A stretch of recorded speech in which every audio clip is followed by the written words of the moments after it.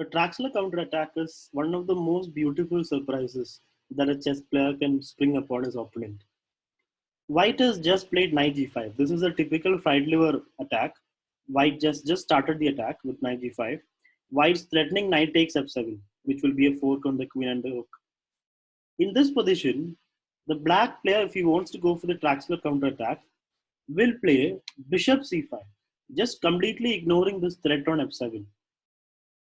I'll show you why he's ignoring that. White will go ahead and take the pawn. It's a fork on the queen and rook. So his expectation is if queen moves, knight takes rook, right? But black will instead play bishop takes f2 check. And if white takes, then comes knight takes e4 check.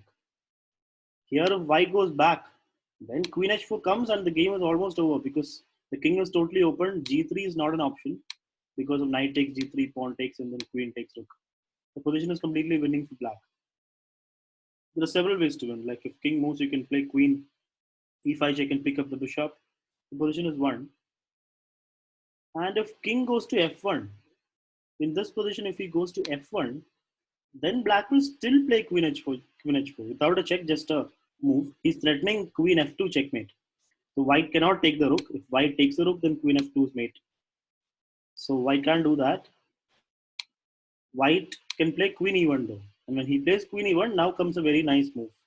You can see that white has still not been able to take the rook because black made moves with tempo. Knight g3 comes. Of course, if pawn takes, then queen takes rook with check.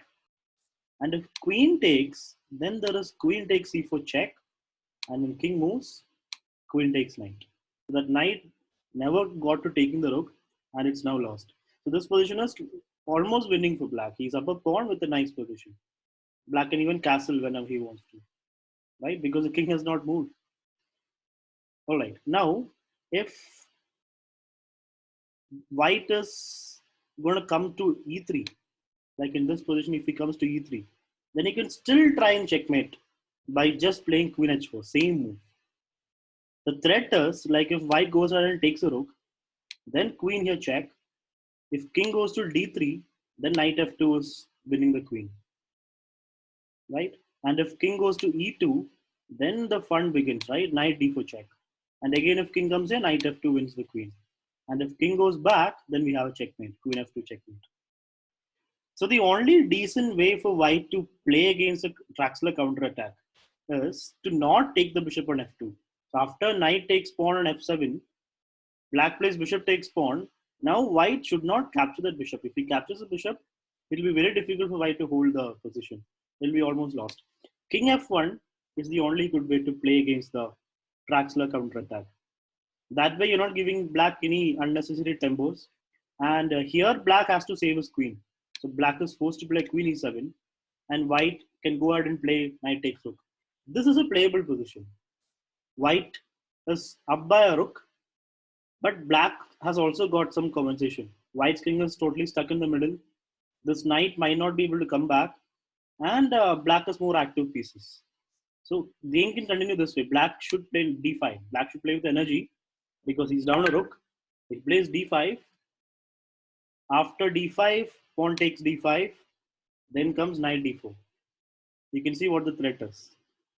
Black is threatening bishop g4. This would basically trap the queen. And if white plays knight c3, then black will still play bishop g4. And if bishop e2, then just knight takes bishop, and it should be a good game. Knight e4 and then queen f6 would be good. The more common reply would be knight e2. And then we can just play knight e4, threatening the same thing, bishop h4 and then queen f6. Or directly queen f6. Here, for example, if white plays d3, if he plays d3, he's lost basically. Bishop takes knight and queen's gone.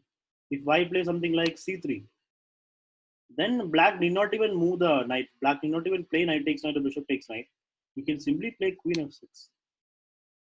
And white cannot take the knight because bishop takes d4, check, and it'll be checkmate soon. Knight f4, queen takes knight, king moves to e1, queen f2 checkmate. And here, checkmate. So basically in this position, knight c3 is possible after knight d4, but white can also try d3. And then bishop g4 comes, queen d2. This position is playable, but it's still a game. Like you cannot say that white's up a rook and he's winning. White's up a rook, but he's not winning. He's in a lot of trouble and he has to play accurate moves to stay in the game. You can see black piece is all very active. This knight is getting ready to jump and the queen is coming to f6. Black can even castle long and have a decent position. So that is why Traxler counterattack is a very special weapon against the fried liver attack. So let me just show you the position where Traxler attack is done. After knight f6, which allows the fried liver attack knight g5, black just plays bishop c5 and the fun begins. If knight takes pawn, black just plays bishop takes pawn. And if king takes, then black is almost winning because of knight e4 and then queen h4. And if king goes to f1, then you have to play a little more carefully. Queen e7, knight takes rook, d5, pawn takes, and then knight e4. And black piece is still active.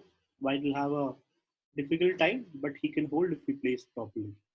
So this is the Traxler counter attack, which has been used by many players against the fried liver attack by white.